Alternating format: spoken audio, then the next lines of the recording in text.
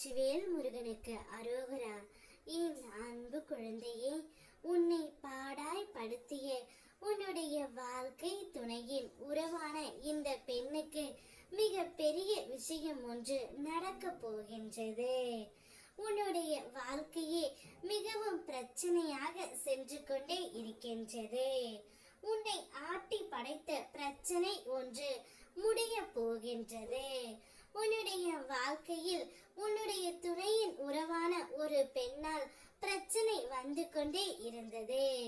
இவள் ஏன் என்னுடைய வாழ்க்கையில் இப்படியெல்லாம் விளையாடி கொண்டு இருக்கின்றாள்?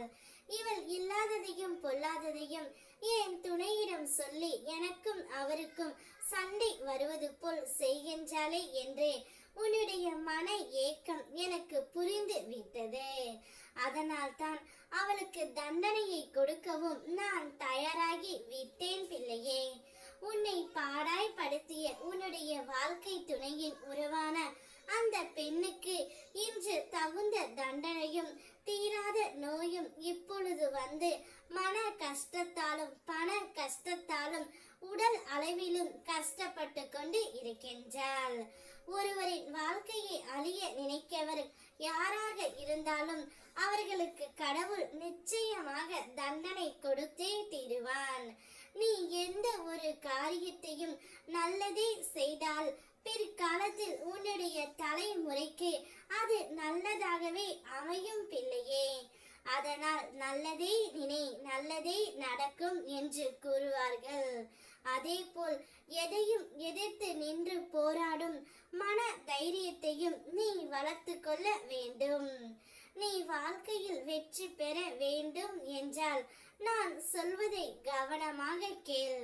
சாதிக்க வேண்டும் என்ற சப்தம் உன்னில் நிச்சயம் இருக்க வேண்டும். வென்று காட்ட வேண்டும் என்ற வீம்பு இருக்க வேண்டும். வளர்ந்து காட்ட வேண்டும் என்ற வைராக்கியம் இருக்க வேண்டும். அடைவதற்கு என்று ஒரு லட்சியம் இருக்க வேண்டும். அந்த லட்சியத்தில் ஒரு தீவிரம் இருக்க வேண்டும். இவை அனைத்தையும் நீ பின்பற்றி வந்தால் வாழ்க்கையில் நிச்சயமாக நீ வெற்றி பெறுவாய். இவ்வளவு காலம் கஷ்டத்தை மட்டுமே அனுபவித்தாய். கவலை கொள்ளாதே, இனிமேல் தான் உன் வாழ்க்கை ஆரம்பம். இனி உன் வாழ்க்கையில் எல்லையற்ற மகிழ்ச்சியை அனுபவிப்பாய். இது சத்தியம். உன்னுடைய பிரச்சனை அனைத்து முடிந்து விட்டது. புது விடியலை நோக்கி தினமும் காத்து கொண்டு இருக்கின்றாய். அதற்கான நிரந்தர தீர்வு நான் உனக்கு கொடுத்து விட்டேன். இப்பொழுது எதை பற்றியும் யோசிக்காமல் நிம்மதியாக இரு. வெற்றிவேல் முருகனுக்கு அரோகரா.